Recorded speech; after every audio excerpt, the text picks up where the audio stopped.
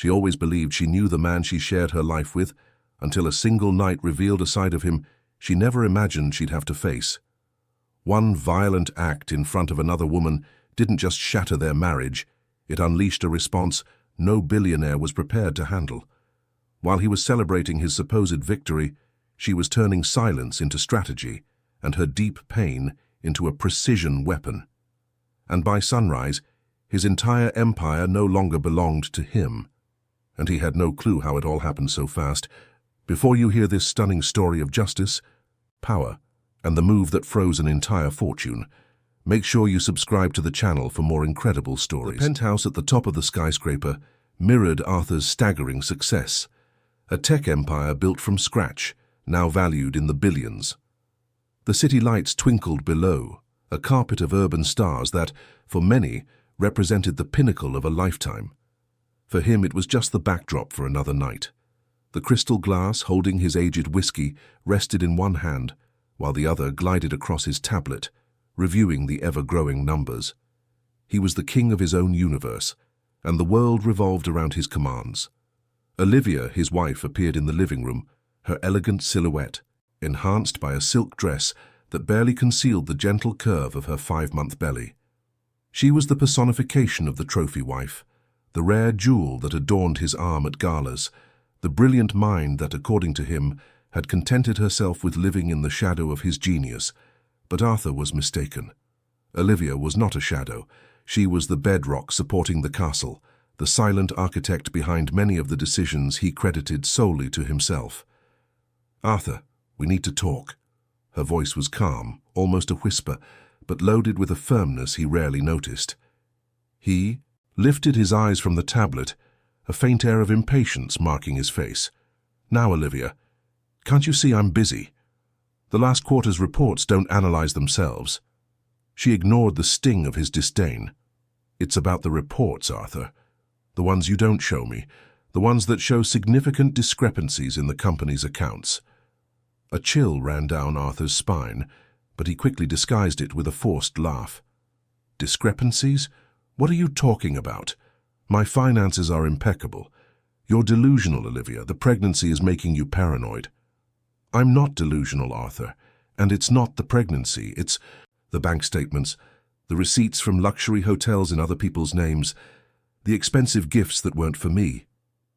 And of course the transfers to offshore accounts that coincidentally have a certain Miss Bloom as the beneficiary." Arthur's smile vanished. The air in the room seemed to thin. He stood up, setting the whiskey glass down with a sharp thud on the coffee table. "Have you been spying on me? What kind of wife does that? You have no right to question my decisions, my finances." "I have every right, Arthur. As your wife and as a minority shareholder in the company, I have a duty to protect our interests. And what you're doing isn't protecting, it's looting." The accusation echoed in the silence of the penthouse. Arthur felt his blood boil. How dare she? How could she, the woman he had saved from an ordinary life, confront him like this?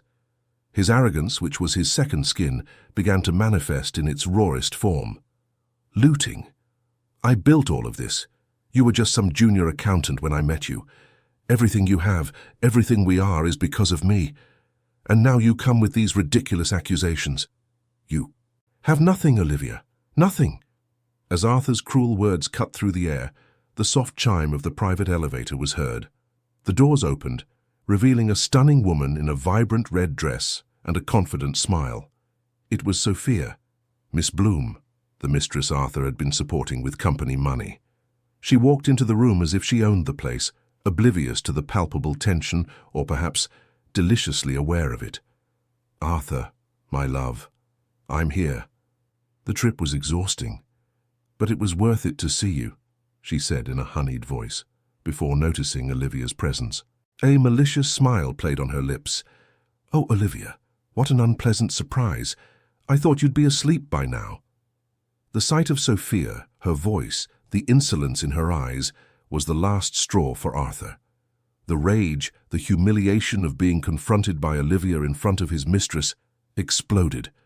He raised his hand, and in a swift, brutal motion, he slapped Olivia across the face. The sound cracked in the silence, echoing like a gunshot. Olivia staggered, her hand instinctively protecting her belly. The red mark of Arthur's hand bloomed on her cheek, but she didn't scream. She didn't beg. She just stared at him with a cold, determined look, a look Arthur had never seen before. It was the look of a woman who had just sealed her abuser's fate.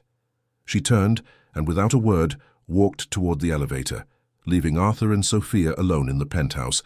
With the echo of violence still hanging in the air, the game had changed, and Arthur had no idea how high the price of his arrogance would be. The silence that followed Olivia's departure was heavy, almost suffocating. Arthur, his hand still throbbing from the impact, watched the elevator doors close. The image of Olivia's bruised face seared into his mind. For a fleeting moment, a flicker of something like regret crossed his eyes, but it was quickly replaced by anger and unwavering self-confidence.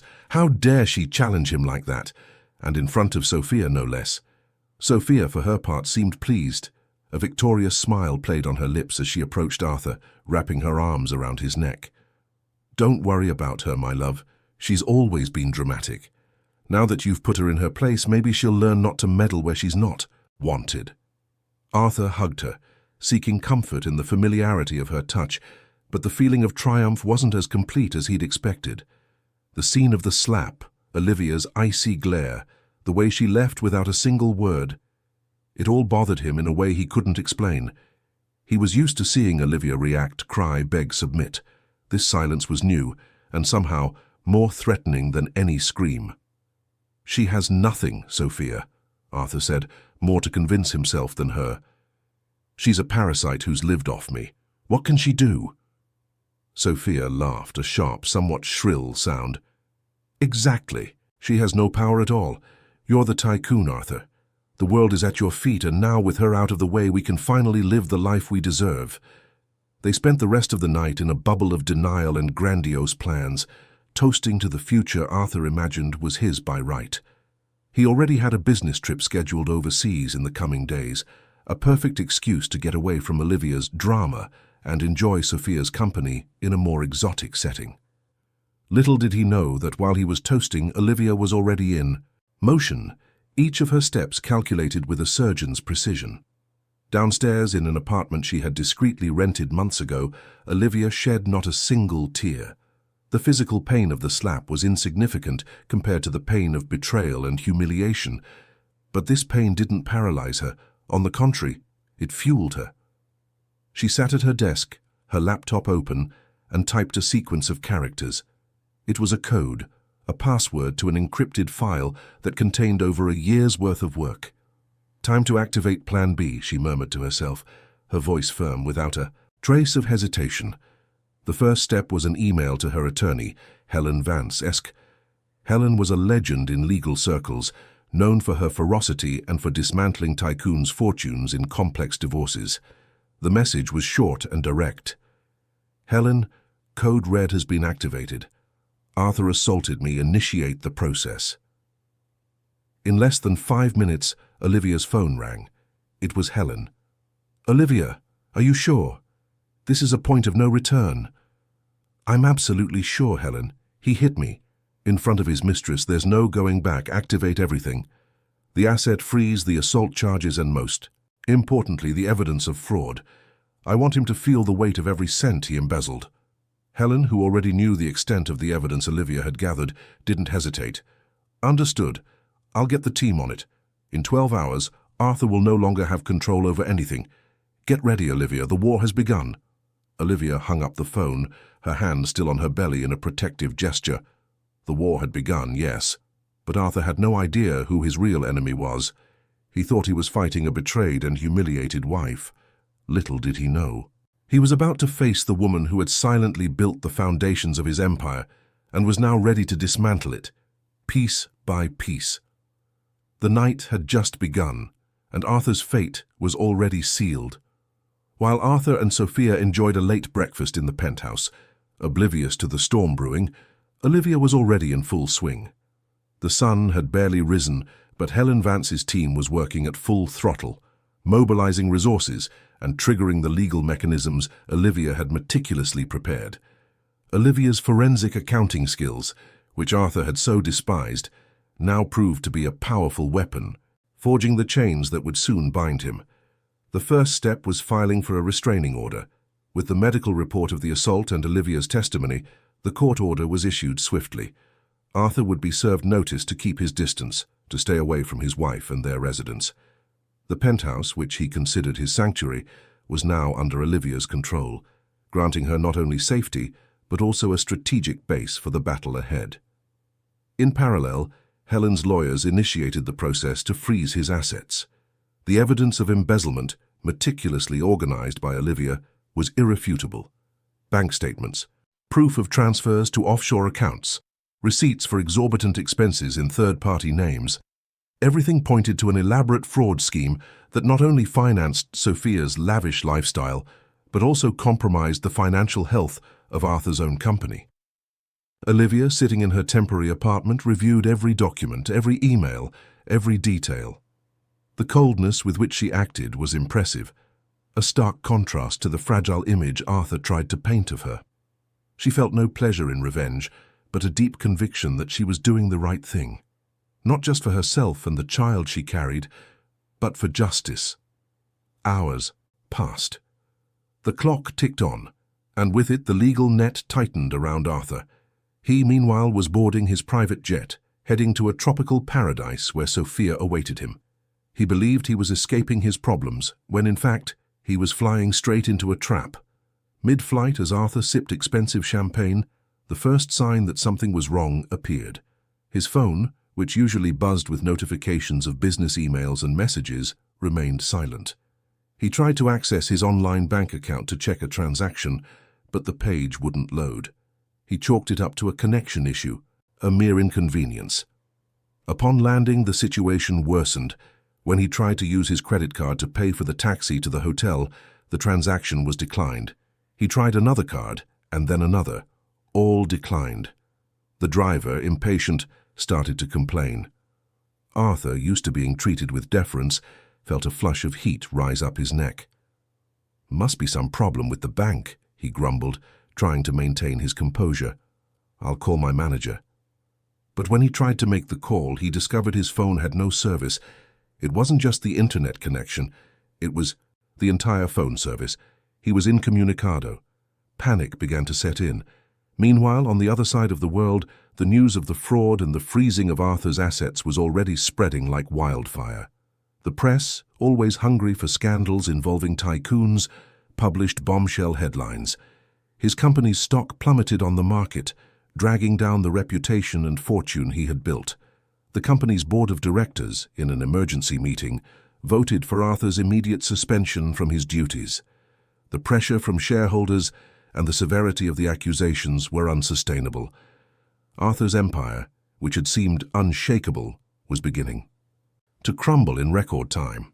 Olivia received the news with the same serenity with which she had planned every step. With each notification, each headline, she felt a confirmation that she was on the right path. Justice, though delayed, was being served, and Arthur, with no access to cards, no phone, no money, and no power, was about to discover just how vulnerable he truly was.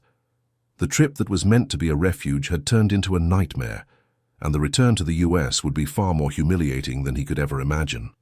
The news of Arthur's suspension from the board and the collapse of his company's stock reached him through a local newspaper, bought by Sophia with the little cash she still had. Sitting in the lobby of the luxury hotel he could no longer afford, Arthur felt the ground disappear from under his feet. The headlines screamed his disgrace, exposing the fraud and the assault. Olivia's face, once just a distant memory, now haunted him in every printed word. "This is absurd! A conspiracy!" he raged, crumpling the newspaper.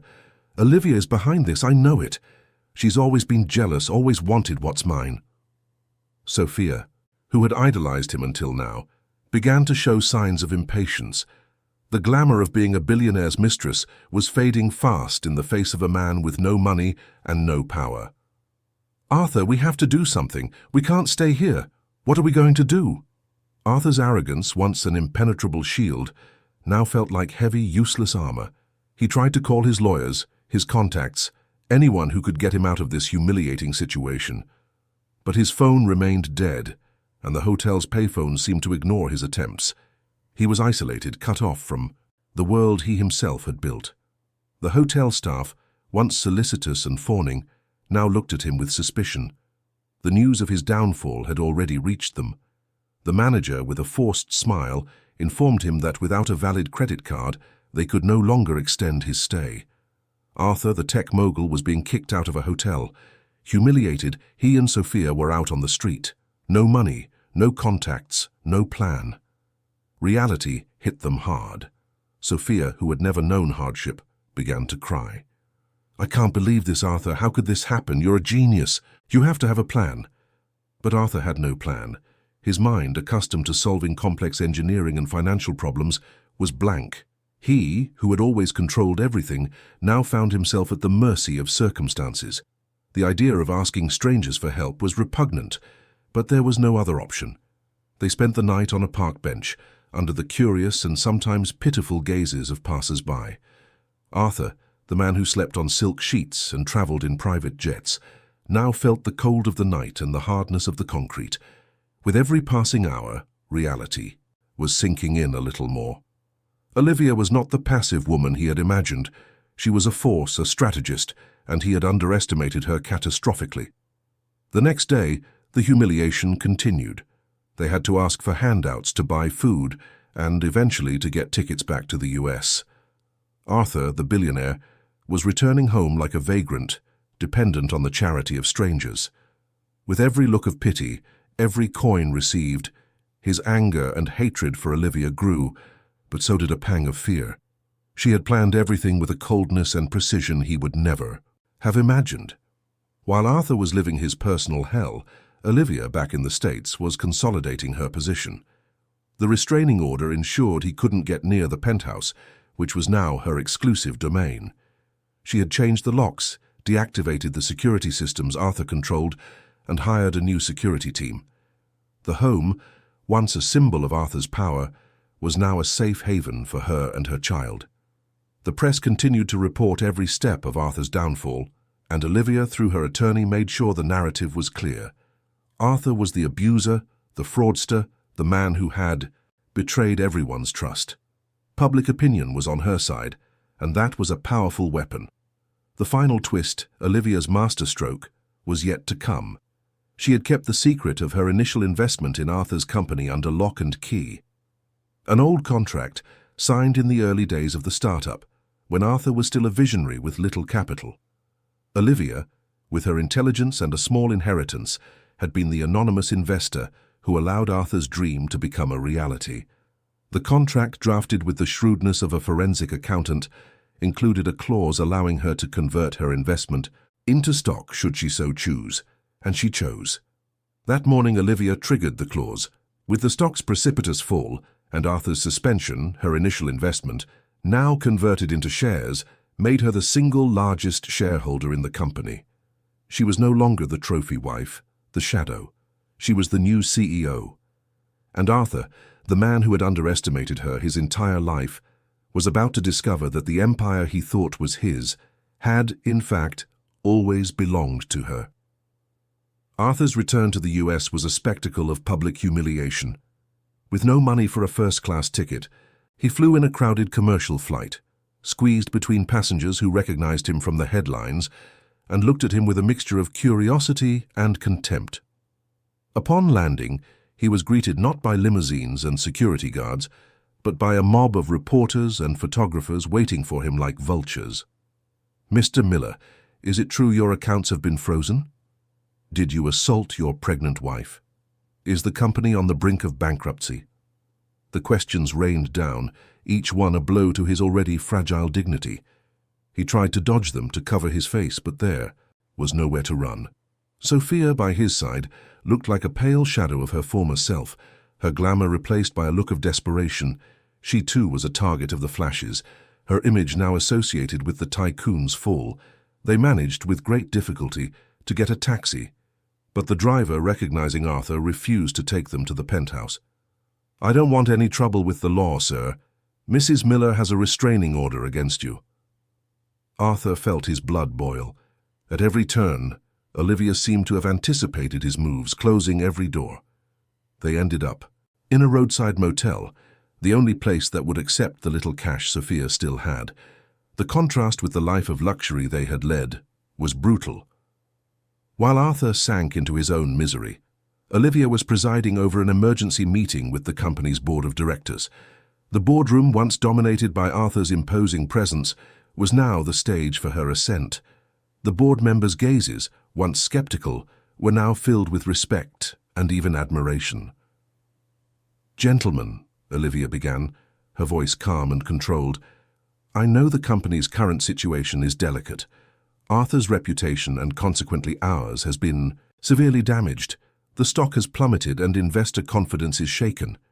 She paused, letting her words sink in. "However, I have a plan to not only stabilize the company, but to rebuild it and take it to even greater heights." The board members looked at each other, curious. Olivia then revealed her final card. "As many of you may not know, I was one of the first investors in this company. At the time, my investment was crucial for Arthur to begin operations. The contract we signed included a clause that allowed me to convert my investment into stock should I choose to do so." A murmur went through the room. No one except Arthur and Olivia knew of that clause's existence. "With the recent drop in stock and Arthur's suspension, I have triggered that clause, and with that, I have become the company's single largest shareholder." The shock was visible on the board members' faces. The woman they saw as Arthur's wife, the decorative figure, was in fact the true force behind it all. "Therefore," Olivia continued, her voice gaining more strength, "I propose that I take over as CEO. I have the knowledge, the experience, and, most importantly, the credibility to restore the confidence of the market and our employees. My background in forensic accounting has given me a deep understanding of the company's operations, and I guarantee there will be no more embezzlement or fraud under my management." The proposal was audacious but irrefutable. With the company in crisis and Arthur demoralized, Olivia was the only one who could offer a way out. After a brief deliberation, the board voted unanimously. Olivia was the new CEO. That same afternoon, Arthur received the official notification, not just of his suspension, but of Olivia's rise to the position of CEO. The news hit him like a lightning bolt. He, the genius, the tycoon, had been dethroned by the woman he considered inferior. "No, this can't be true," he screamed, throwing the paper on the floor. "She can't do this. The company is mine. I built it." But reality was relentless. The company was no longer his. The empire he had built was now in Olivia's hands. The woman he had assaulted, betrayed, and underestimated now held all the power. The tables had completely turned, and the meeting that would follow, where he would have to face Olivia, again would be the pinnacle of his humiliation. He had sealed his own fate, and Olivia was there to ensure he reaped every bitter fruit of his actions. The summons for the meeting with Olivia's legal team arrived at Arthur's roadside motel, a sealed envelope delivered by a courier. The tone was formal, non-negotiable. He was to appear, or the consequences would be even more severe. Sophia, who had spent the last few days in a state of shock and despair, tried to convince him not to go. "It's a trap, Arthur. She's just going to humiliate you even more." But Arthur, despite his precarious situation, still possessed a remnant of his former arrogance. He refused to believe Olivia could wield all that power. "I'm going. I'll show her I'm not a man who breaks. She'll regret ever challenging me." However, as he prepared for the meeting, reality hit him again. He had no suitable clothes, his hair was disheveled, and his unshaven face betrayed the days of hardship. He, who always presented himself impeccably, now looked like a wreck. Sophia, with a final gasp of loyalty, managed to borrow a suit from a hotel employee, a size too big, but it at least gave him a minimally presentable appearance. Helen Vance's law firm was a monument to discretion and power. As Arthur entered, he felt the weight of the environment. The receptionist, with a cold gaze, led him to a conference room where Helen awaited him, accompanied by 2 other attorneys. Olivia was not present. Her absence was in itself a statement of power. Helen, with her imposing posture and deep voice, wasted no time on pleasantries. "Mr. Miller, we are here to present you with a proposal. A single proposal aimed at resolving all outstanding matters between you and Mrs. Miller. Arthur tried to maintain his composure. I have no outstanding matters with Olivia. She's the one persecuting me, slandering me, stealing my company. Helen raised an eyebrow, a gesture that silenced Arthur instantly. Sir, the evidence of fraud and embezzlement is irrefutable. The assault on Mrs. Miller, duly documented, is a crime. Your suspension from the board and the company's stock crash are direct consequences of your actions. Mrs. Miller, as the majority shareholder, has every right to assume the role of CEO. She paused, letting the words sink in. That being said, Mrs. Miller, in a gesture of consideration for the future of her child, is offering you two options. Arthur felt a chill. Options? What options? Option 1. You accept a divorce settlement that stipulates the forfeiture of 50% of your remaining assets, those that were not frozen or embezzled, and the total amount of money diverted to Miss Bloom will be deposited into a trust fund for your future child. In return, Mrs. Miller will not press criminal charges for fraud and assault. Arthur choked. 50% and the money I diverted? That's robbery I won't accept. Helen continued, unperturbed. Option 2. You refuse to accept the settlement. In that case, Mrs. Miller will proceed with all criminal charges. The evidence is robust, and the sentence for fraud and assault, considering the severity of the facts and the victim's pregnancy, could be up to a decade in prison. The air in the room seemed to thin. A decade in prison. The life he knew, the power, the fortune, it would all crumble completely. He looked at Helen's lawyers, searching for any sign of a bluff, but found only impassive stares. They were serious. And if I accept, Arthur asked, his voice barely a whisper, if you accept, the divorce will be uncontested, and the criminal charges will be dropped. You will have your freedom, but without the power and fortune you once possessed. The trust fund for your child will be managed by Mrs. Miller until the child reaches the age of majority. Arthur was cornered. The choice was between total ruin and partial ruin, but with his freedom. The image of a prison cell, of losing everything, of public humiliation, was unbearable. He thought of Sophia, of the life they could have had, but realized she would also abandon him if he went to prison. With a sigh, of defeat, Arthur nodded. I accept the first option. Helen nodded, not a hint of triumph on her face. Excellent. The documents are ready for your signature. You may have an attorney review the terms if you wish. Arthur signed the papers, each stroke of the pen a nail in the coffin of his former life. The meeting lasted less than an hour, but to him it felt like an eternity. As he left the office, the sun seemed less bright, the air heavier. He had lost everything, not to an external enemy, but to the woman he had underestimated and assaulted. While Arthur staggered out of the building, Olivia in her new CEO's office watched the city through the window. Her hand on her belly, she felt her child move. The battle had been won, but the war was not yet over. Rebuilding the company and her own life would be a challenge, but she was ready. She had proven to herself and to the world that she was not just a tycoon's wife, but a force to be reckoned with. And Arthur, the man who had humiliated her, was now just a shadow of his former self. A bitter reminder that real power lies not in fortune, but in intelligence and resilience. The news of the settlement spread quickly through social and business circles, but to the surprise of many, it was Olivia who controlled the narrative. Through a concise and professional press release, she announced that Arthur had agreed to step down from the company and that an amicable divorce settlement had been reached, prioritizing the well-being of their future child. There was no mention of the assault, the fraud, or the public humiliation. Olivia, with her strategic intelligence, chose an approach that protected the company's image and, in a way, the dignity of her child's father, even if he didn't deserve it. Arthur, on the other hand, disappeared from the radar. With the remaining 50% of his fortune, which was still considerable, but a tiny fraction of what he once had, he took refuge in a secluded property in the countryside, far from the spotlight and public judgment. Sophia, the mistress who had shared his downfall, did not accompany him. The reality of a life without Arthur's luxury and power made her re-evaluate her priorities, and she quickly found a new sponsor, leaving Arthur to deal with the consequences of his actions alone. Olivia, now CEO of the company, threw herself into her work. The task was Herculean. The company's reputation was tarnished, the stock was low, and employee morale was shaken. But Olivia was not one to be intimidated. She called meetings with key executives, listened to their concerns, and presented an ambitious restructuring plan. Her first move was to implement a policy of radical transparency. Internal audits were conducted, and the results, though painful, were made public.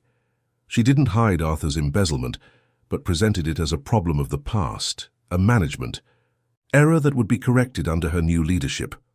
Olivia's honesty, combined with her undeniable competence, began to restore the confidence of investors and the market. She also dedicated herself to strengthening the company culture. She implemented wellness programs for employees, encouraged innovation and collaboration, and made it clear that ethics and integrity would be the cornerstones of her management. Slowly, the company began to recover. The stock, which had plummeted, started to rise again, driven by Olivia's new leadership and clear vision. Olivia's pregnancy progressed, and she balanced the responsibilities of the CEO position with doctor's appointments and preparations for the baby's arrival. She refused to let motherhood stop her from achieving her professional goals. On the contrary, the prospect of being a mother drove her even more. She wanted to build a solid future for her child, a future free from the shadows of the past. Helen Vance, her attorney and now friend, watched Olivia with admiration. "You're doing an incredible job, Olivia. The company is rising from the ashes." Olivia smiled, her hand on her belly. "It's not just the company, Helen, it's me too. Arthur underestimated me, humiliated me, but he gave me the opportunity to discover my own strength. And for that, in a way, I'm grateful." Gratitude was a complex emotion. She didn't forgive Arthur, but she recognized that adversity had transformed her. She was no longer the elegant, intelligent wife living in a tycoon's shadow. She was the tycoon, the leader, the woman who had rebuilt an empire and, more importantly, herself. Months passed. Olivia's company not only recovered, but thrived under her leadership. New projects were launched, strategic partnerships were formed, and innovation once again became the company's driving force. Olivia became a respected figure in the business world, an inspiration for many women seeking to balance career and motherhood. The day of her son's birth was approaching. Olivia was anxious, but also at peace. She had built a safe home and a promising future for her baby. Arthur, meanwhile, remained isolated, a ghost of the past. He had lost everything that truly mattered: respect, family, legacy. And Olivia, the woman he had tried to destroy, was about to give birth to the heir of an empire that was now hers, and hers alone. The cycle was complete, and a new chapter full of hope and promise was about to begin. The birth of Daniel was a turning point in Olivia's life. The pain of childbirth was quickly replaced by an overwhelming wave of love and protection as she held her son in her arms for the first time. In that moment, all the battles fought, all the humiliations suffered, seemed small in the face of this new love. Daniel was living proof of her resilience, the symbol of a future she had fought to build. Motherhood, however, did not pull her away from her responsibilities. Olivia, with the same discipline and organization that characterized her, adapted her routine to balance the company's leadership with caring for her baby. She set up a nursery adjacent to her office in the penthouse, allowing Daniel to always be close. She hired a trusted nanny, but made a point of being actively involved in every stage of her son's development. The company, under her leadership, continued to prosper. Olivia implemented a series of social and environmental responsibility initiatives, transforming the corporation's image from a cold, impersonal tech giant into a company with a purpose. Innovation remained the engine, but now with a greater focus on solutions that positively impacted society. The press, which had once hounded her over the scandal with Arthur, now celebrated her as a visionary. Articles and reports highlighted her leadership ability, her intelligence, and her humanity. Olivia became an icon, an inspiration to women around the world. Arthur, on the other hand, lived a reclusive existence. The property in the countryside, which he had imagined as a refuge, became a prison. The silence of the fields, once peaceful, now echoed with the ghosts of his mistakes. He tried to invest the money he had left in new businesses, but without Olivia's brilliance and without the network of contacts he had built, and then destroyed, his ventures failed. Loneliness gnawed at him. Sophia had disappeared, and his old friends, those who had flattered him in his glory days, abandoned him. He spent his days reading the news about Olivia's success, each headline a bitter reminder of his own downfall. Resentment and anger mixed with a pang of envy, and at times a strange, belated recognition of Olivia's genius. One day, he received a notification from Daniel's trust fund. It was a detailed report of the investments, showing the exponential growth of his son's assets. Olivia, even after everything he had done, was managing the money with the same competence she managed the company. A part of him felt a strange pride, mixed with the pain of knowing he had lost it all. Olivia, for her part, never spoke of Arthur. He was a closed chapter in her life, a lesson learned. Her focus was on Daniel and the company. She surrounded herself with loyal and competent people, building a new family, a new support network. Helen Vance, her attorney, became a confidant and friend, and Daniel's nanny, an almost motherly figure. Daniel grew up, a smart and curious boy with his mother's bright eyes. Olivia made sure to spend quality time with him, reading stories, playing in the park, teaching him about the world. She wanted him to grow up with solid values, far from the arrogance and superficiality that had marked his father's life. Olivia's company, now rebranded with a name that reflected its new vision, launched an innovative project that promised to revolutionize access to education in underserved communities. It was an ambitious project, requiring partnerships with governments and non-governmental organizations. Olivia was at the peak of her career, and the company at the peak of its social impact. On a rainy night, Arthur, in his isolated property, turned on the television. A news program was featuring a report on Olivia, highlighting her success and her latest project. He saw Olivia, radiant, holding Daniel in her arms, speaking with passion about the future. The image of his son, growing up without him with a strong and inspiring mother, hit him like a lightning bolt.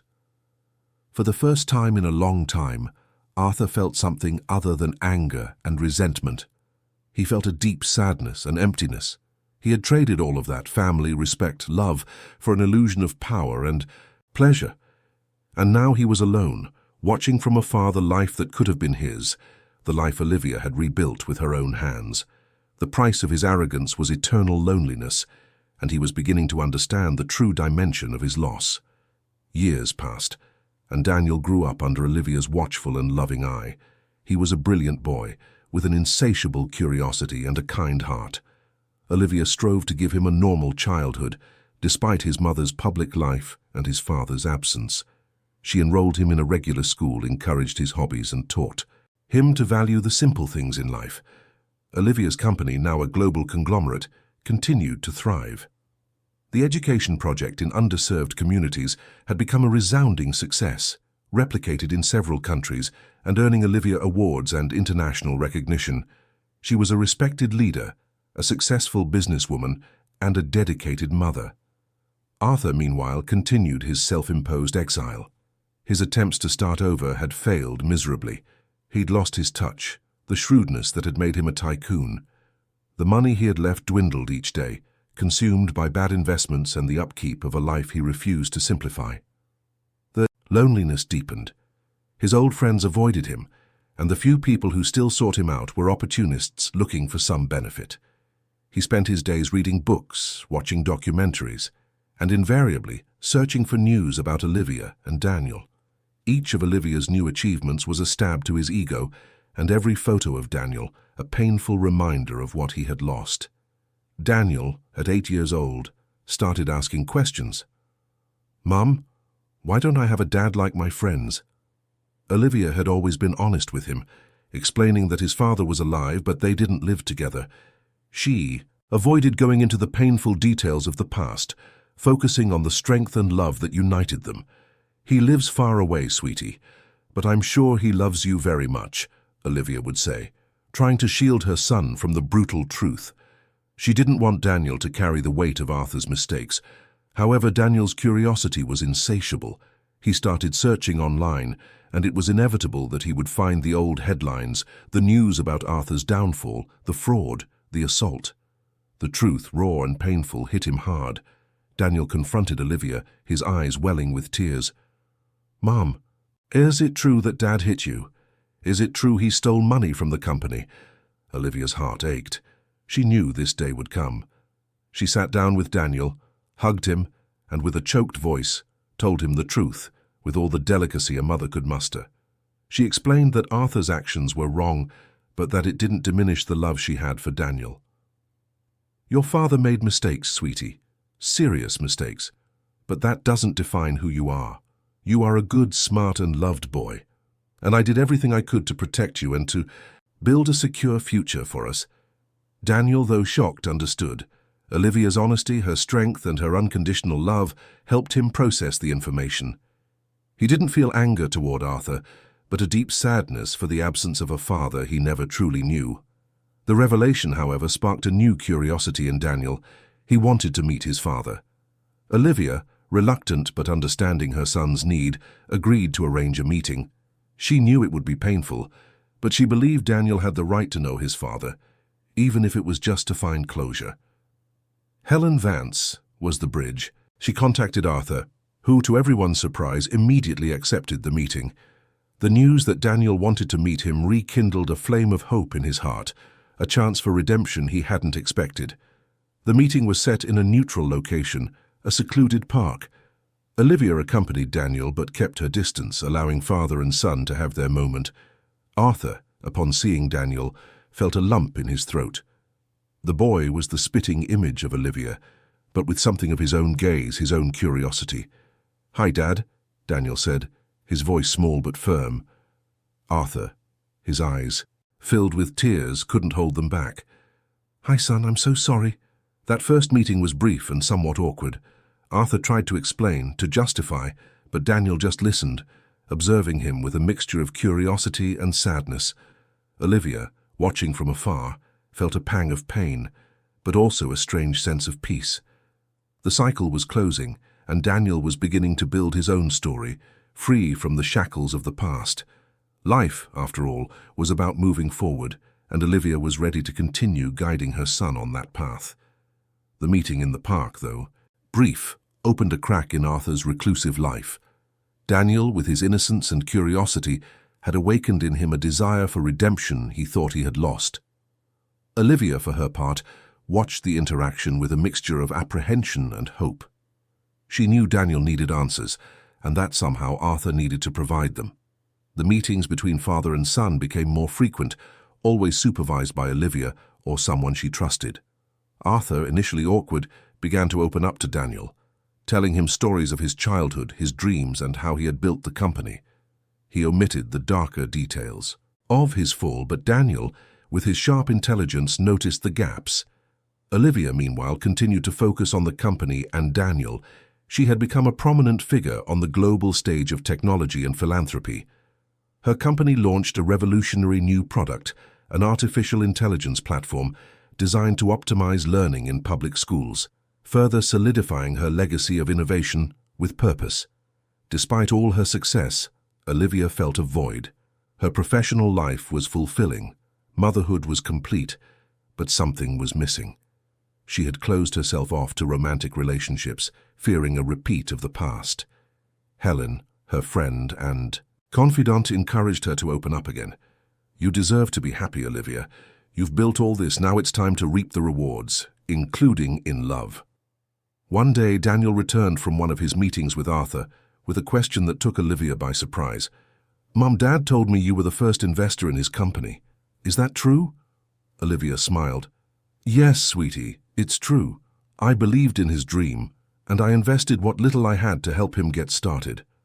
"And why does he never talk about it?" Daniel asked, his eyes fixed on hers. Olivia hesitated.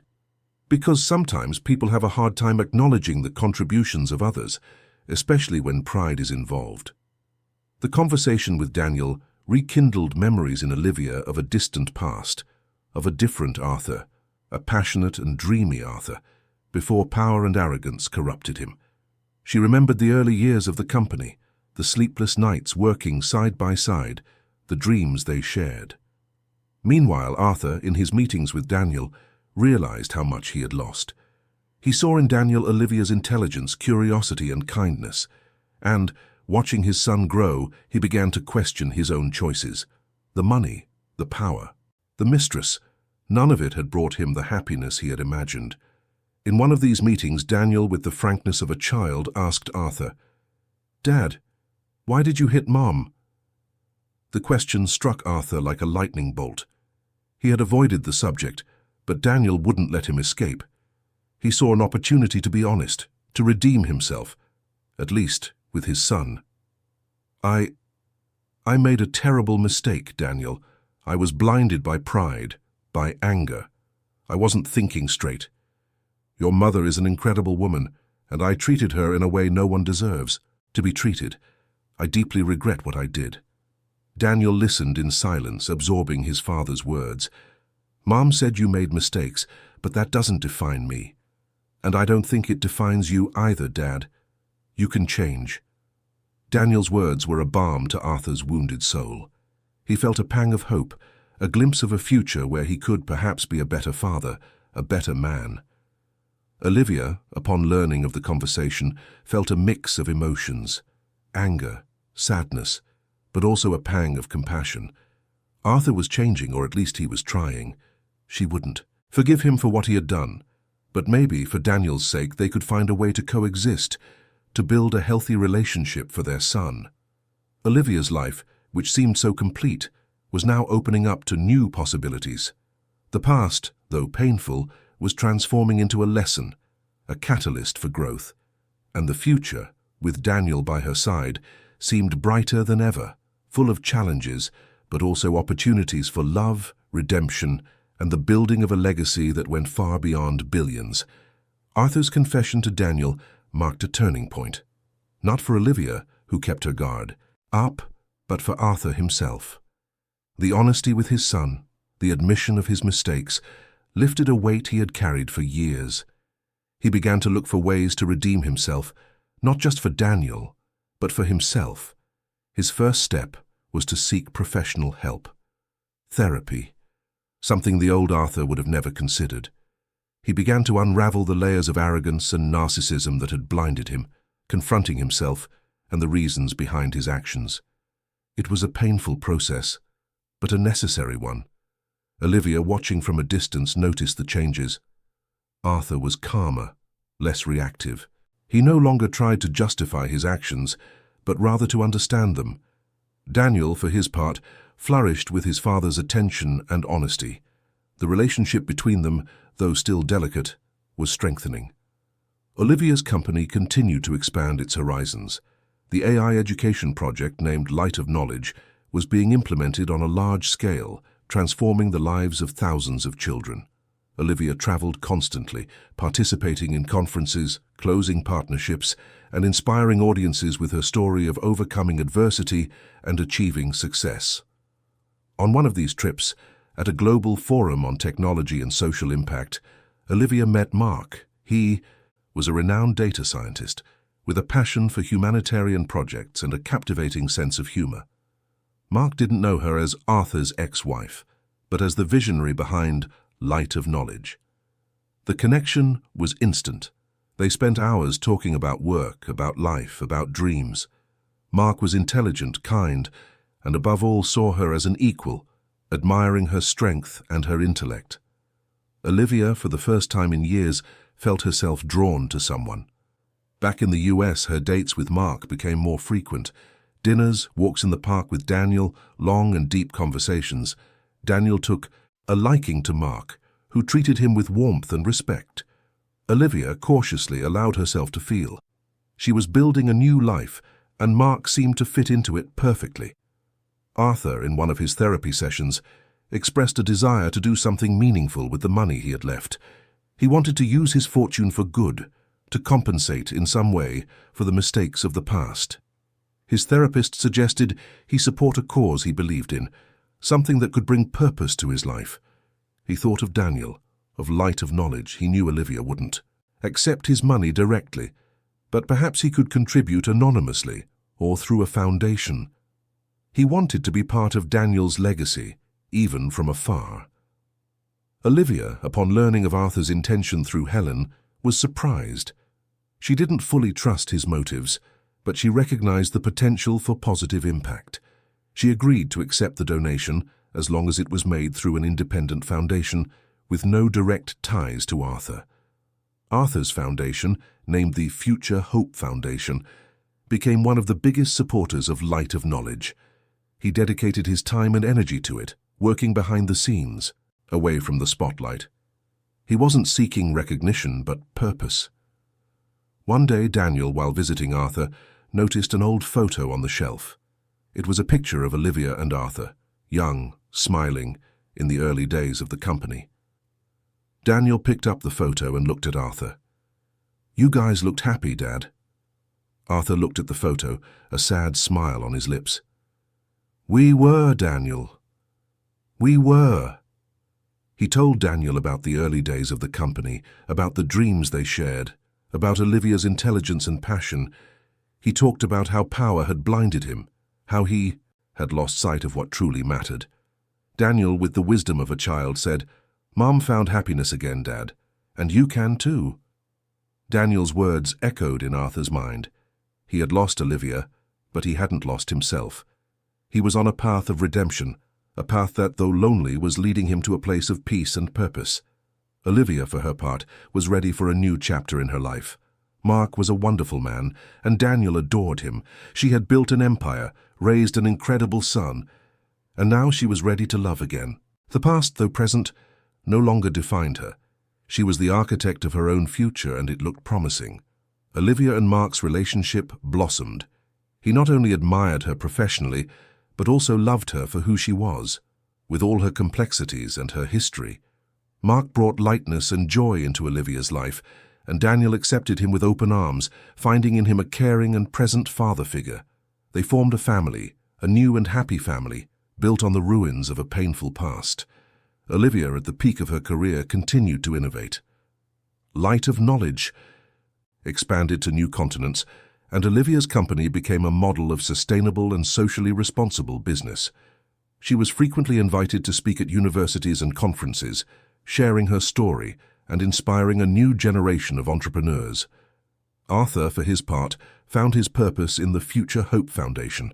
He dedicated his time and energy to social projects, funding education and development initiatives in underserved communities. He didn't seek the spotlight, but the satisfaction of making a difference. Loneliness still accompanied him, but it was a different kind of loneliness, filled with a sense of purpose and, at times, a strange peace. His meetings with Daniel became more mature. They talked about life, about challenges, about the future. Arthur shared his experiences, his mistakes, and his lessons, trying to guide Daniel so he wouldn't make the same errors. He became a mentor to his son, a father who, though absent in his childhood, was present in his adolescence. Daniel, now 12, was a promising young man, intelligent, empathetic, and with a strong sense of justice. He admired his mother, her strength and her vision, and respected his father for his honesty and his effort to redeem himself. He had learned that people can change, and that forgiveness, though difficult, is essential to moving forward. One day, Olivia and Mark decided to get married. The ceremony was intimate, with a few friends and family. Daniel was the best man, proud to see his mother happy again. Arthur was not invited, but he sent a discreet gift and a letter to Daniel, wishing his mother and stepfather happiness. Arthur's letter to Daniel was a testament to his transformation. He wrote about love, about the importance of valuing the people we love, and about the mistakes he had made. He expressed his gratitude to Olivia for giving him Daniel, and for teaching him in a painful but necessary way the true value of life. Olivia read the letter, and for the first time in a long time felt a pang of compassion for Arthur. He had changed. He had learned, and somehow that brought a sense of closure to the most painful chapter of her life. Olivia's life was a testament to resilience and overcoming adversity. She had turned pain into strength, humiliation into triumph. She had built an empire, raised an incredible son, and found love again. She was living proof that even in the most adverse situations, it is possible to rewrite one's own story. Arthur, for his part, continued his journey of redemption. He would never recover the power and fortune he once possessed, but he had found something more valuable: inner peace and the respect of his son. He had learned that true success is not in material possessions, but in the ability to love, to forgive, and to make a difference in people's lives. The story of Olivia and Arthur was a reminder that life is full of twists and turns, that fate can be cruel, but that the strength of the human spirit can overcome any adversity, and that, in the end, love, truth, and justice always find their way. Olivia's empire was not just a tech conglomerate, it was a legacy of hope, built on the solid foundation of her own resilience. And Daniel, her son, was the heir to that legacy, ready to write his own chapter in a story of overcoming and triumph. Life for Olivia, with Mark and Daniel, was a safe harbor. The house, once a symbol of her solitary victory, was now filled with laughter, conversations, and the warmth of a united family. Mark, with his intelligence and calm demeanor, was the perfect counterpoint to Olivia's vibrant energy. He supported her in her ambitious projects and reminded her of the importance of slowing down and enjoying the small moments. Daniel, now a teenager, was an exemplary student and an engaged young man. He actively participated in the social projects of Olivia's company, especially those related to education.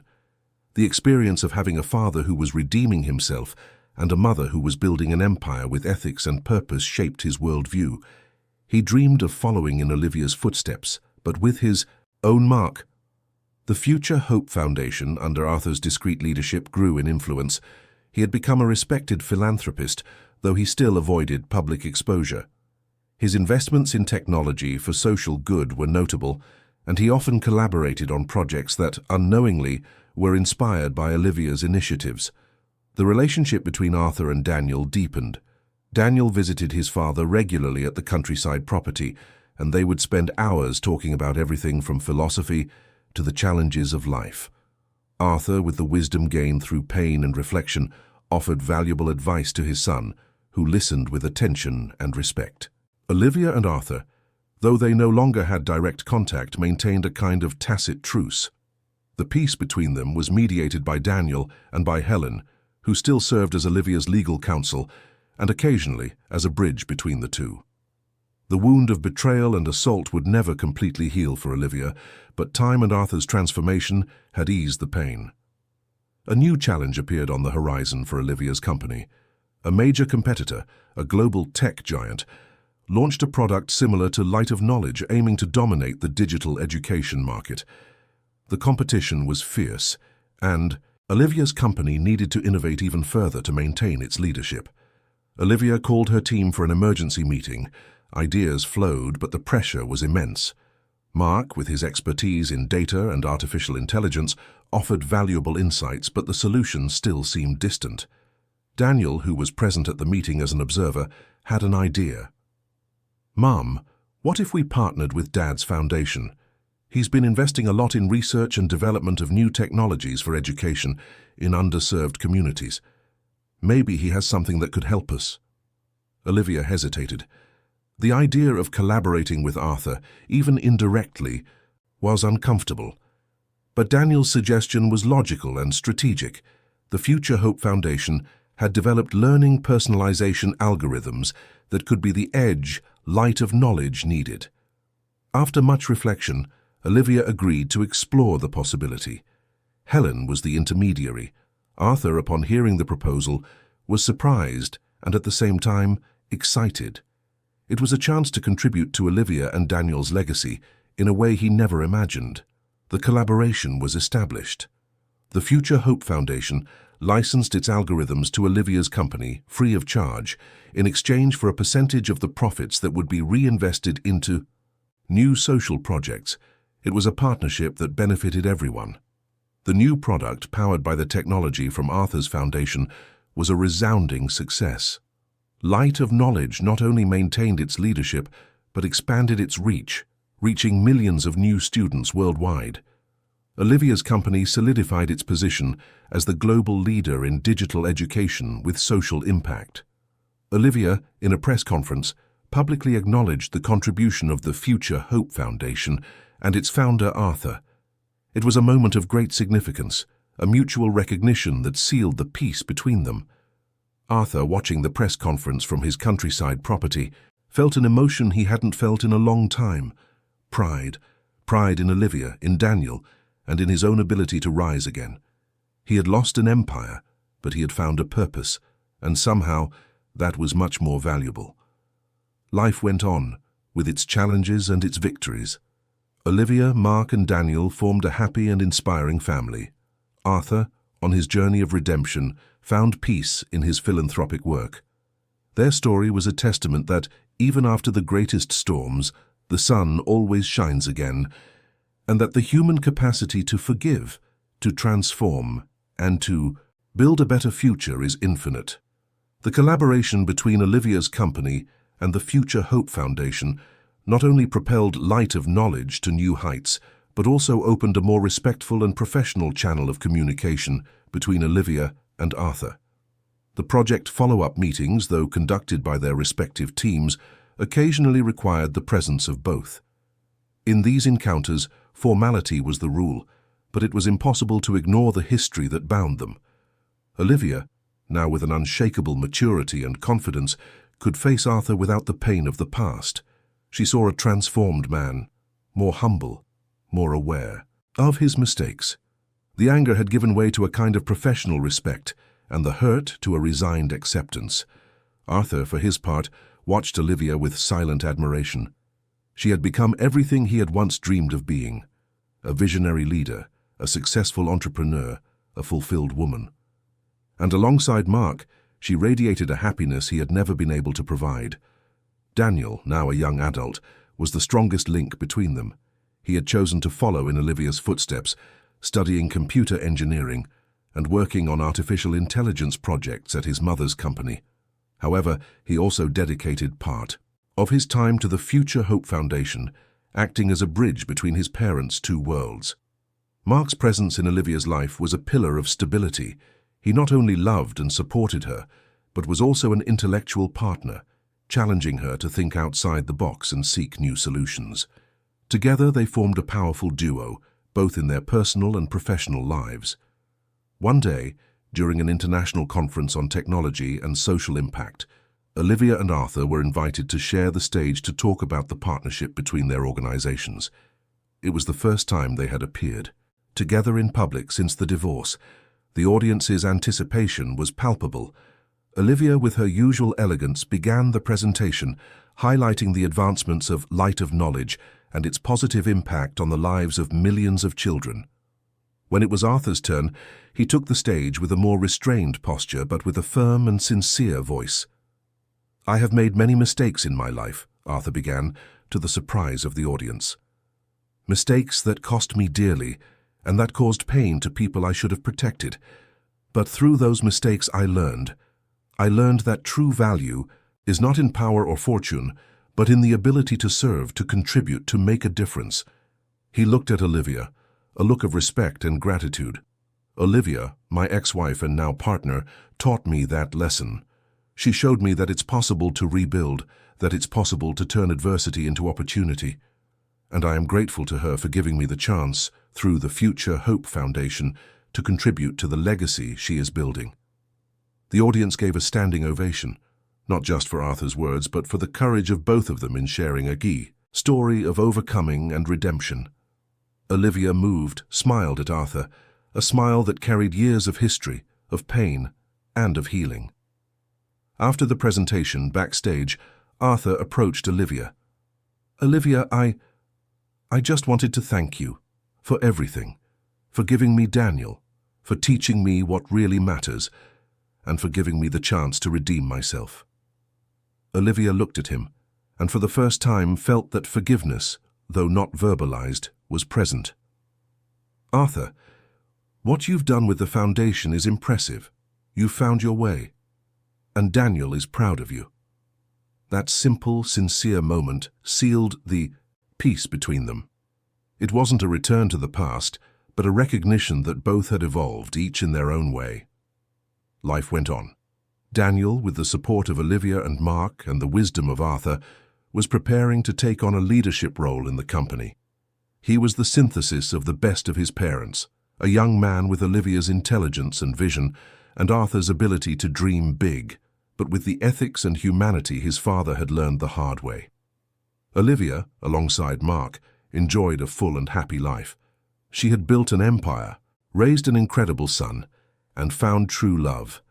Her story was a testament that even after the greatest storms, it's possible to rebuild, flourish, and find happiness, and that, in the end, the true legacy is not measured in billions, but in the positive impact we leave on the world and the lives we touch. Daniel's life, now in his early 20s, was a rich tapestry of opportunities and responsibilities. He had graduated with honors and, as expected, took on a leadership role at Olivia's company, enhancing light of knowledge with new technologies and expanding its global reach. His vision was clear: to use technology to democratize access to education, an ideal his mother had planted and his father, in his redemption, had nurtured. The relationship between Olivia and Mark remained solid and inspiring. They were partners in every sense, sharing not only their personal lives but also a passion for innovation and social impact. Mark, with his calm and insight, was Olivia's safe harbor, the balance in her hectic life. Arthur, for his part, dedicated himself entirely to the Future Hope Foundation. He had transformed the foundation into a philanthropic powerhouse, with projects ranging from building schools in remote areas to funding research in assistive technologies for people with disabilities. He was a fulfilled man, though the shadow of the past never completely left him. With each success of the foundation, he felt a pang of gratitude to Olivia, the woman who had indirectly led him down this path. Daniel, on his professional journey, found himself in a unique position. He was the heir to two legacies: his mother's, built with resilience and vision, and his father's, forged in redemption and purpose. He strove to honor both, integrating the ethics and social impact of Arthur's foundation with the innovation and scale of Olivia's company. A new challenge arose on the horizon, not for the company but for the family. Olivia, during a routine checkup, received a worrying diagnosis. Nothing life-threatening, but it would require a period of rest and treatment. The news shook everyone, but Olivia, with her usual strength, faced the situation with optimism. Daniel, temporarily taking on more responsibilities at the company, proved equal to the challenge.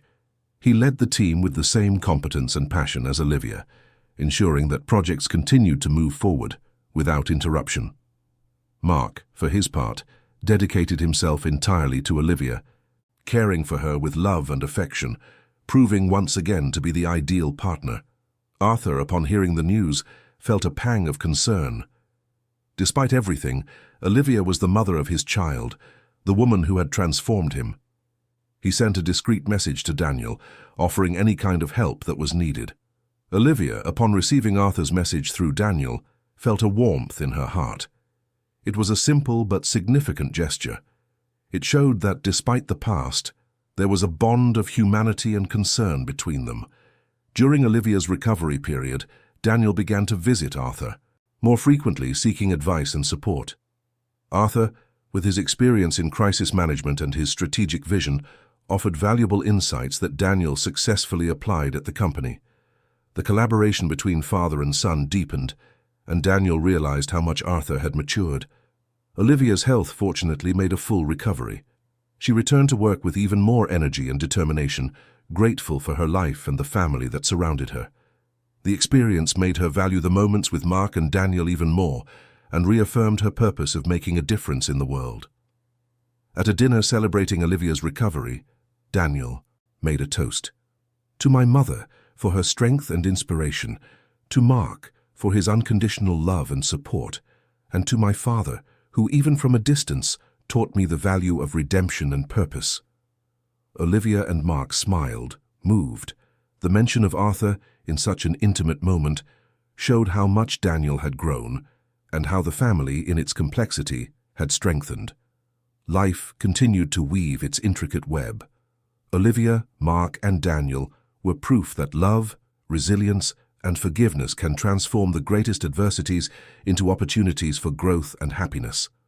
Arthur, on his journey of redemption, found peace in his purpose, knowing that somehow he was part of that success story. The legacy of Olivia was not just a tech empire, but a united family, a promising son, and proof that even after the greatest storms, the sun always shines again, and that the human capacity to reinvent oneself is infinite. Olivia's recovery brought a new perspective to everyone.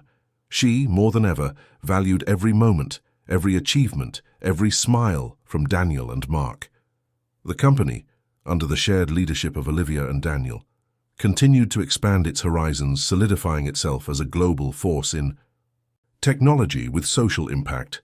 Daniel, with his energy and innovative vision, brought a fresh perspective to management, while Olivia, with her experience and wisdom, ensured stability and strategic direction. Mark, always by Olivia's side, was her confidant and partner in all endeavors. He had become a father figure to Daniel, and the relationship between the three was one of deep respect and affection. The house, once a refuge, was now a vibrant home, full of life and plans for the future. Arthur, at his countryside property, continued his journey of redemption.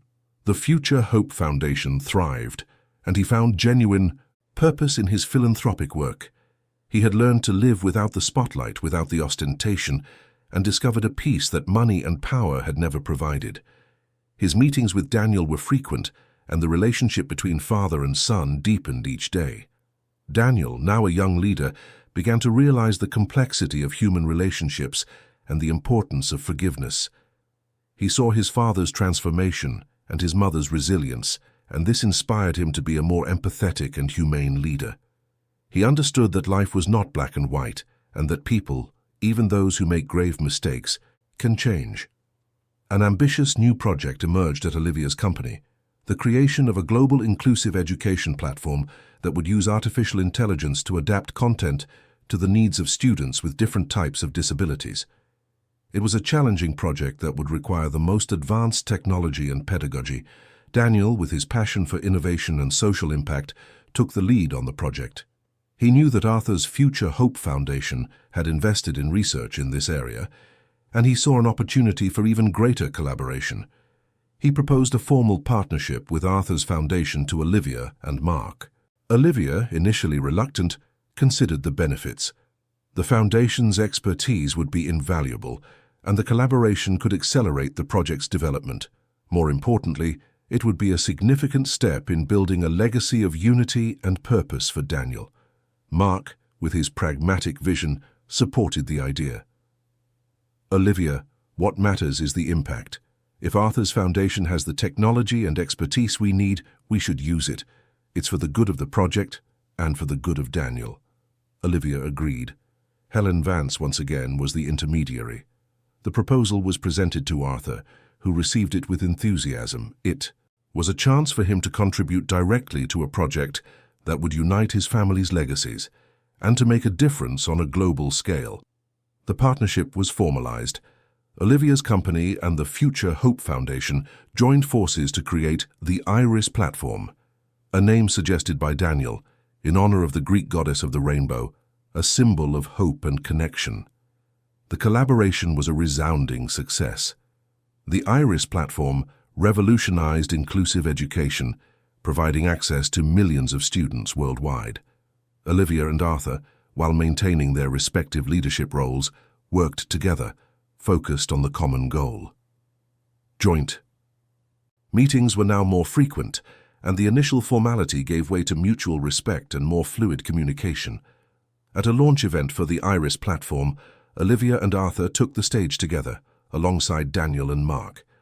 The image of the four of them, united by a greater purpose, was a testament to the human capacity to overcome adversity and build a better future.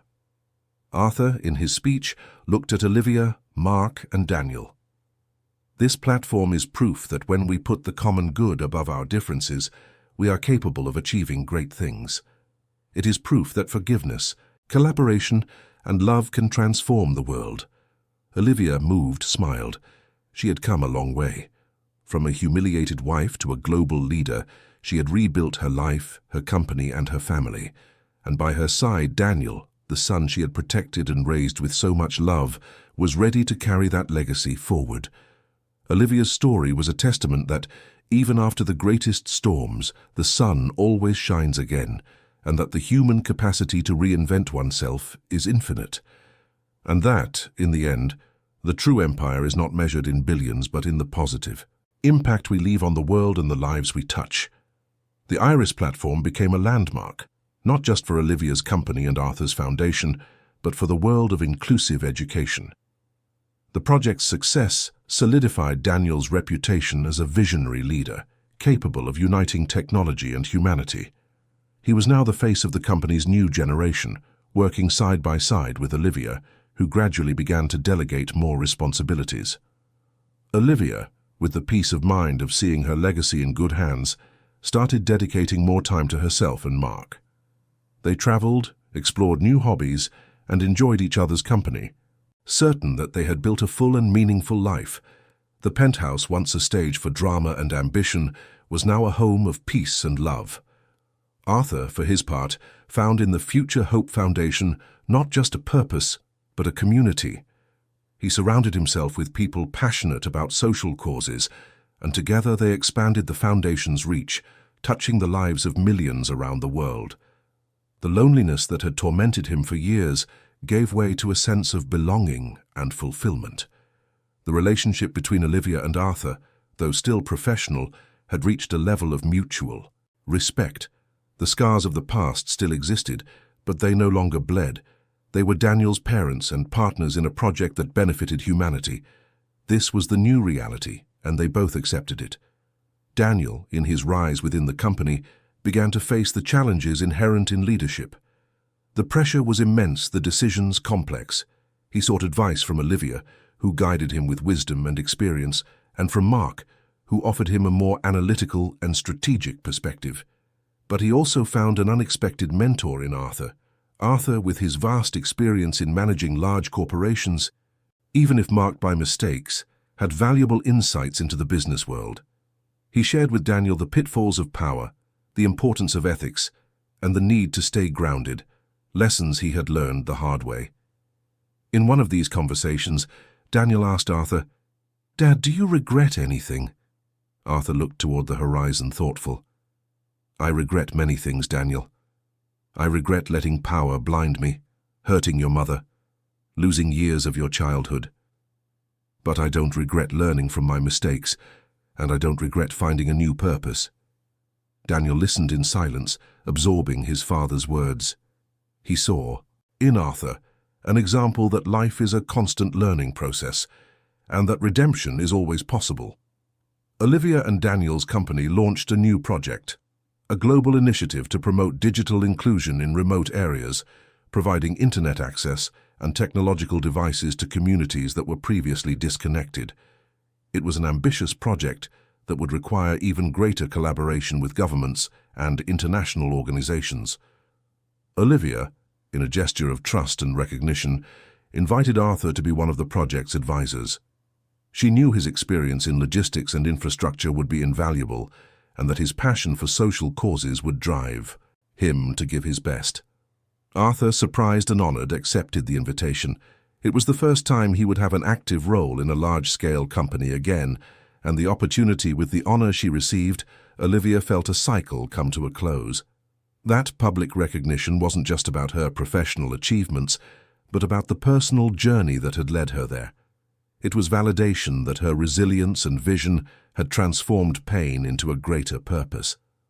From that moment on, she began to plan a gradual transition, preparing Daniel to take full command of the company. Daniel, now, with a solid background of experience and an enviable network, was more than ready. He had demonstrated not only Olivia's intelligence and insight, but also an empathy and a sense of justice that made him an exceptional leader. Light of knowledge and the Iris platform were just the beginning of his vision for the future of technology with social impact. Olivia and Mark, with more free time, decided to embark on a new adventure. They founded a startup incubator focused on green technology and sustainability projects. It was a return to the roots of innovation, but with an even sharper focus on the environmental and social issues that concerned them so deeply. The incubator became a beacon for young entrepreneurs seeking to create solutions for the planet's most pressing challenges. Arthur, at the Future Hope Foundation, continued his tireless work. He had expanded the foundation's scope to include rehabilitation and social reintegration programs for former inmates, a cause that resonated deeply with his own journey of redemption. He wasn't seeking forgiveness, but the opportunity to help others find a new path, just as he had. The relationship between Arthur and Daniel became a partnership of mentorship and collaboration. Daniel frequently sought his father's advice on strategic and ethical issues, valuing the perspective of someone who had experienced the extremes of success and failure. Arthur, in turn, saw in Daniel the realization of a future he had dreamed of, but that only Olivia had managed to build. One day, Daniel, while reviewing the company's old files, found an original investment contract signed by Olivia in the early days of the startup. He noticed the clause that gave her the right to convert her investment into stock, and the date she had triggered that clause. That document was irrefutable proof that Olivia had not only saved the company, but that she was, from the very beginning, the true driving force behind the empire. Daniel felt a deep admiration for his mother's intelligence and vision. He also understood the complexity of his parents' story and how Olivia had orchestrated her rise with a mastery that went far beyond simple revenge. In a board meeting, Daniel proposed a restructuring of the company's governance, creating an advisory board with the participation of Olivia, Mark, and, to the surprise of many, Arthur. His justification was clear. The company would benefit immensely from the experience and wisdom of all of them, each with their unique perspective. Olivia and Mark accepted with enthusiasm. Arthur, initially hesitant, saw in Daniel's proposal an opportunity to contribute more directly to his son's legacy without the shackles of the past. He accepted on the condition that his participation would focus on ethics and social responsibility. The new governance structure was a success. Olivia and Arthur, now in a professional and respectful environment, were able to collaborate effectively, each bringing their expertise for the benefit of the company. Daniel, at the center of this dynamic, was the catalyst, the link that united the different visions and experiences. The story of Olivia, Arthur, and Daniel became a case study in business schools and leadership programs, not just for the rise and fall of an empire, but for the capacity for overcoming, redemption, and building a collaborative future. Olivia, alongside Mark, watched Daniel lead the company with confidence and passion. She knew she had fulfilled her mission. Her legacy was not just a successful company, but a family that, despite its complexities, had found a path to harmony and purpose. The empire she had built was now a beacon of hope, a testament to the transformative power of resilience and love. And Daniel, her son, was living proof that the future can be much brighter than the past. The leadership transition to Daniel was smooth and successful. Under his direction, the company not only maintained its innovative momentum, but also expanded its global operations, solidifying itself as a driving force at the intersection of technology and social impact. Daniel, with his collaborative approach and deep sense of purpose, inspired the new generation of talent, ensuring that Olivia's legacy continued to flourish. Olivia and Mark, now with more time for their startup incubator, dove headfirst into green technology projects. They became mentors to young entrepreneurs, sharing their vast experience and passion for sustainable solutions. The incubator, named Gaia Tech, quickly gained prominence, attracting investment and talent from around the world. It was a new chapter, equally challenging and rewarding, that kept them connected to the pulse of innovation. Arthur, for his part, continued to expand the reach of the Future Hope Foundation. His rehabilitation and social reintegration programs for former inmates became a model of success, and he was frequently invited to share his experience at forums on social justice. The peace he had found in his philanthropic work was palpable, and Daniel's gratitude for his mentorship was a constant source of satisfaction. The advisory board, with the presence of Olivia, Mark, and Arthur, served as a strategic beacon for Daniel. The meetings were marked by constructive debates, and a rich exchange of ideas where different perspectives complemented each other. Olivia brought the long-term vision and empire-building experience, Mark, the data expertise and pragmatic analysis, and Arthur, the wisdom gained from his fall and redemption, warning against the pitfalls of power and the importance of ethics. The dynamic between Olivia and Arthur, though still formal, was one of undeniable mutual respect. They had found common ground in their love for Daniel and their desire to build a better future. The wounds of the past had not disappeared, but they had transformed into scars that told a story of overcoming adversity. One day, Daniel, in an interview for a prestigious business magazine, was asked about the complexity of his family and the collaboration between his parents. His response was a testament to the maturity he had achieved. "My family is a reflection of life," Daniel said with a serene smile. "Full of challenges, of mistakes, but also of a lot of love and resilience. My parents, each in their own way, taught me invaluable lessons. My mother showed me the strength of a woman, the importance of vision and ethics in building a legacy. My father taught me about redemption, about the ability to change and find purpose even after the greatest falls." He continued, "Their collaboration today is proof that forgiveness is possible, and that when the focus is on the greater good, differences can be overcome. It's a story of overcoming that inspires me every day to be a better leader and a more humane person." Daniel's interview resonated globally, solidifying his image as an inspiring leader and an example of how family complexities can be transformed into strength. Olivia and Arthur, upon reading the interview, felt immense pride in the son they had raised. Olivia, alongside Mark, watched Daniel's growth with the certainty that her legacy was in good hands. She had built an empire, raised an incredible son, and found true love. Her life was a testament that adversity can be the catalyst for greatness, and that true wealth lies in the ability to transform lives and inspire the world. Arthur, at his countryside property, felt a deep peace. He had lost everything, but he had found something much more valuable: redemption and the respect of his son. He knew his role in the story had changed, but that his contribution was now more significant than ever. The story of Olivia, Arthur, and Daniel was a reminder that life is a journey of constant learning and transformation, that the past, no matter how painful, does not define the future, and that with resilience, forgiveness, and a greater purpose, it is possible to rewrite one's own story and build a legacy that transcends generations. The empire of Olivia, now under Daniel's leadership, was more than a company. It was a symbol of hope, a testament to the unwavering power of the human spirit. The years turned into decades. Daniel, now a globally recognized leader, had taken the company to unimaginable heights. Light of Knowledge and the Iris platform were essential tools in educational systems around the world, and Olivia's company, which he now led, was synonymous with innovation, with purpose.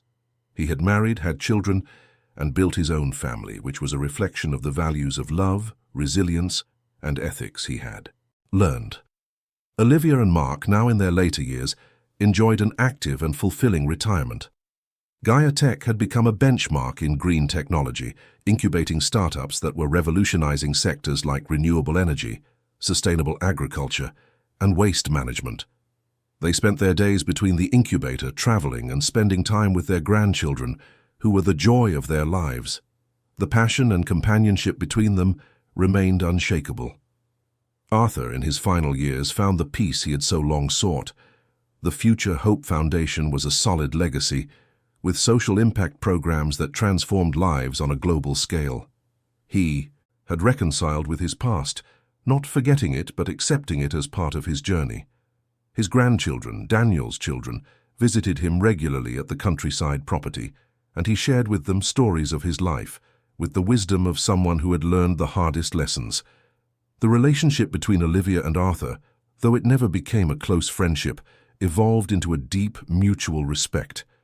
They met at family events, like their grandchildren's birthdays, and exchanged cordial words, a silent acknowledgement of the complex web that united them. The pain of the past had been replaced by a mature acceptance, and their gratitude for Daniel was the unbreakable bond.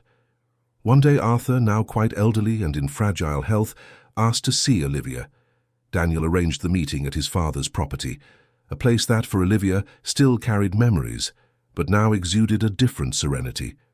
Olivia entered the room where Arthur was waiting, sitting in an armchair, his gaze distant but serene. Daniel stood beside his father. "Olivia," Arthur said, his voice weak but clear, "I wanted to thank you for everything, for giving me Daniel, for teaching me what really matters, and for giving me the chance to redeem myself. I know I caused a lot of pain, and for that I ask for your forgiveness." Olivia felt a lump in her throat. The words she had waited so long for had finally come. She approached, took Arthur's aged hand, and looked into his eyes.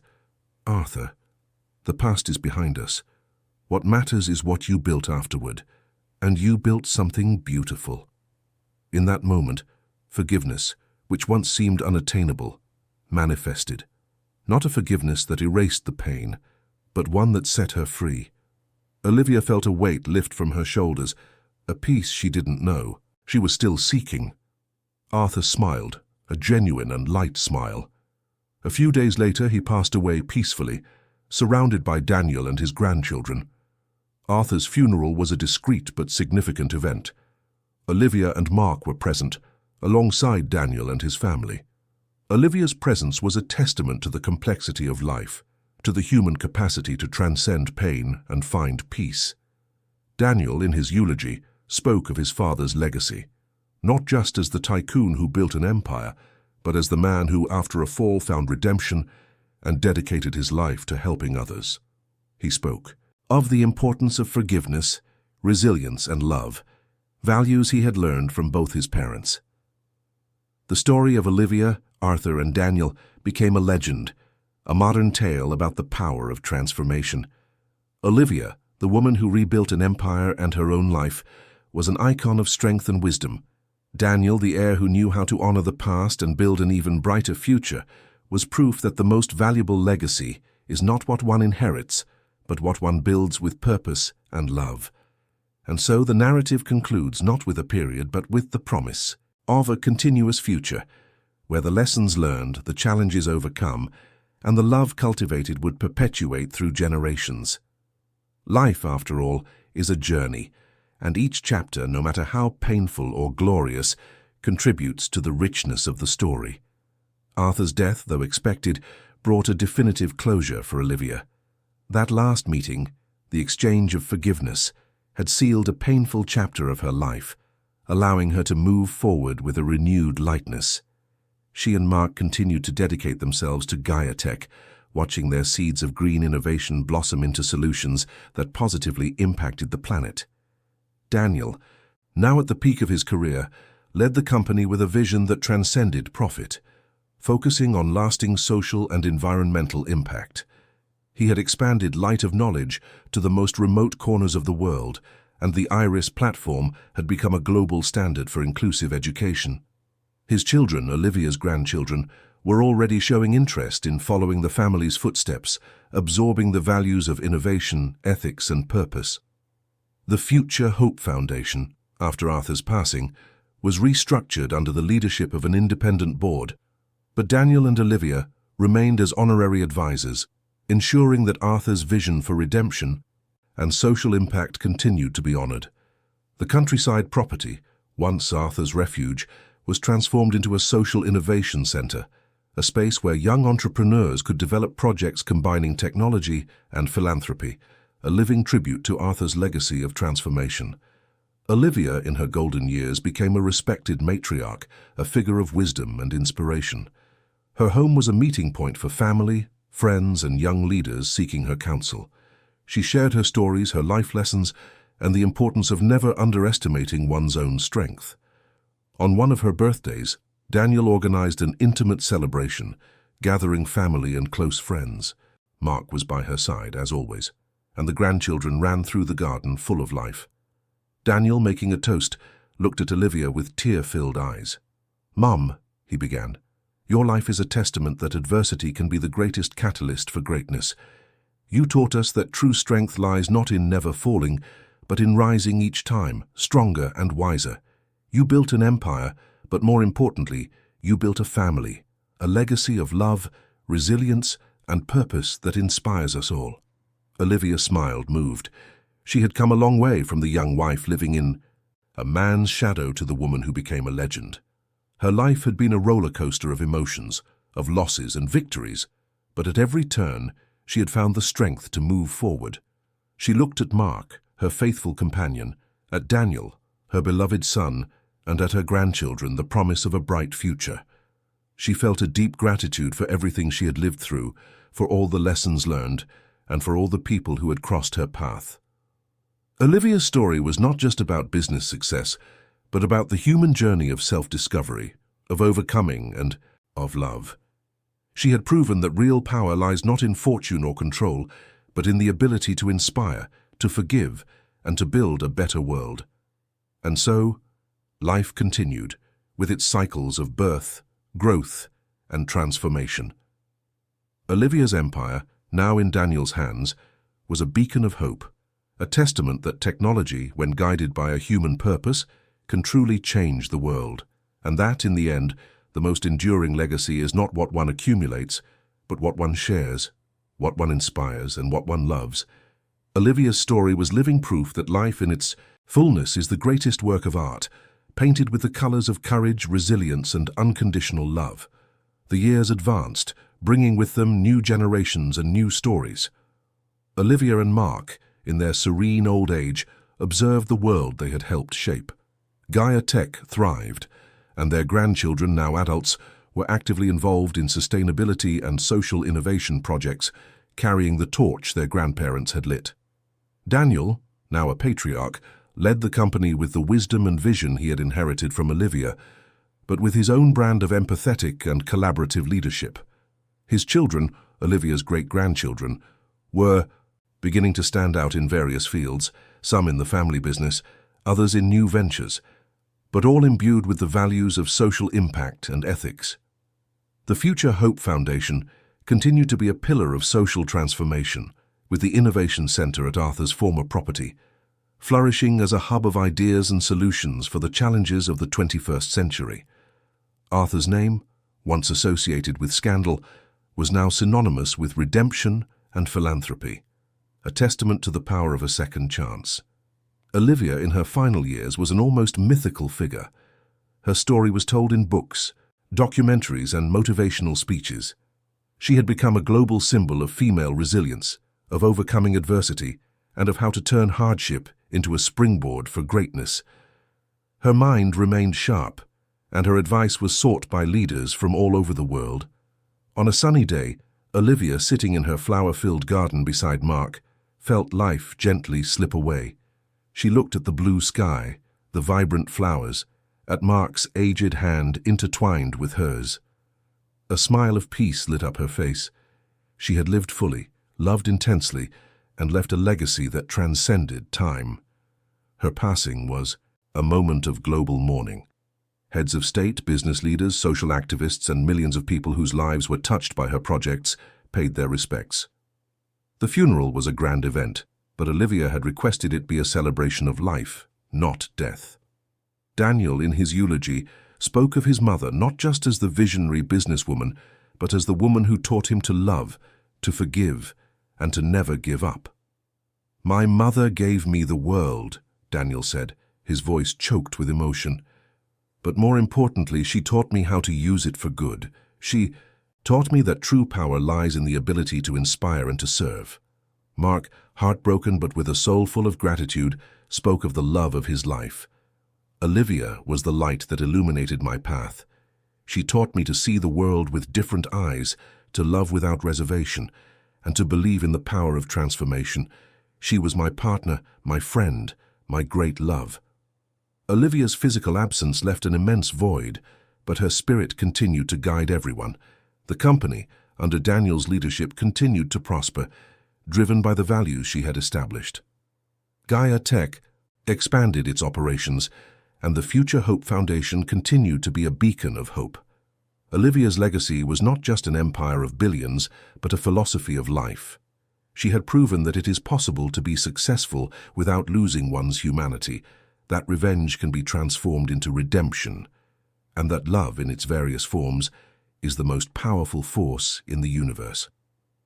Olivia's story became a myth, a timeless tale about the human capacity to reinvent oneself, to overcome adversity, and to leave an indelible mark on the world.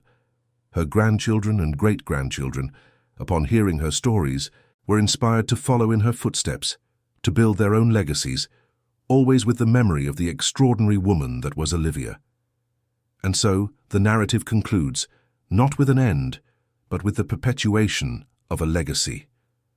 Olivia's life was a symphony of courage, resilience, and love, a melody that would continue to echo through the generations, inspiring all to seek greatness, not in fortune, but in the positive impact we leave on the world. Olivia's story was living proof that the true empire is built with the heart, the mind, and the soul, and that its value is immeasurable. Olivia's passing, though deeply felt, was not a final stop but a comma in the tapestry of her influence. Her spirit, now ethereal, permeated every corner of the company she built, every project of Gaia Tech, every initiative of the Future Hope Foundation. Daniel, with the maturity that life and loss had brought him, took up the mantle of her legacy with a renewed gravity. He was no longer just the heir, but the guardian of a philosophy, the herald of an era where success was measured in transformed lives, not in financial statements. Olivia's grandchildren, now young, adults with their own dreams and ambitions, found in their grandmother's story an inexhaustible source of inspiration. One of them, a brilliant young woman with Olivia's piercing gaze, decided to document the family saga, diving into archives, interviews, and memories. She sought not just the facts, but the essence of the woman who defied conventions, who turned pain into power, and who redefined the meaning of an empire. In her research, she found Olivia's old diaries, kept in a cedar box, untouched for decades. The yellowed pages revealed the most intimate Olivia, her doubts, her fears, her sleepless nights, the contained fury and the iron determination that drove her. There were also unsent letters to Arthur, where the pain of betrayal mixed with a strange compassion for the lost soul he had become. And, in one of the last entries, a reflection that resonated with the force of a thunderclap. It is not about forgiving the act, but about freeing oneself from the prison of hatred. It is not about forgetting the pain, but about transforming it into wisdom. My empire is not made of concrete and silicon, but of resilience, of love, and of the unwavering ability to rewrite one's own destiny. May Daniel and future generations never forget that true wealth lies in integrity and the impact we leave on the world. The granddaughter, with tear-filled eyes, realized the depth of Olivia's journey. It was not just a story of business success, but an epic of the human soul. She understood that her great-grandmother's legacy was not just the fortune or the companies, but the very narrative of her life, a beacon for all who dared to dream, to fall, and to rise again. At a global event, where Daniel was announcing the expansion of Light of Knowledge to another continent, Olivia's granddaughter took the stage. With a choked but firm voice, she read the final passage from her great-grandmother's diary. Olivia's words, echoing through time, silenced the vast audience. Tears rolled, and a collective sigh of admiration filled the auditorium. In that instant, Olivia's legacy solidified not just as a success story, but as a hymn to the human capacity to transcend pain, to forgive the unforgivable, and to build a future where technology serves humanity and not the other way around. The light that Olivia lit would never go out. It would continue to shine, guiding future generations, an eternal testament to the unwavering power of the human spirit. End of story. What an incredible journey, right? We followed Olivia from public humiliation to building an empire of resilience and purpose. We saw Arthur in his fall and redemption, and Daniel blossom into a visionary leader who united the best of both worlds. This story shows us that, even in the face of the greatest adversity, the strength of the human spirit can transform pain into wisdom and the past into a springboard for a brilliant future. If you were moved, inspired, and connected with this saga, don't forget to subscribe to our channel so you don't miss any new content. Hit that like button to show us you enjoyed it, and comment what the most powerful moment was for you. And of course, Share this story with friends and family, so more people can be inspired by Olivia's journey. Want more stories that touch the soul and inspire transformation? Check out the playlist on your left with other incredible narratives we've prepared for you. There's always a new adventure waiting to be discovered.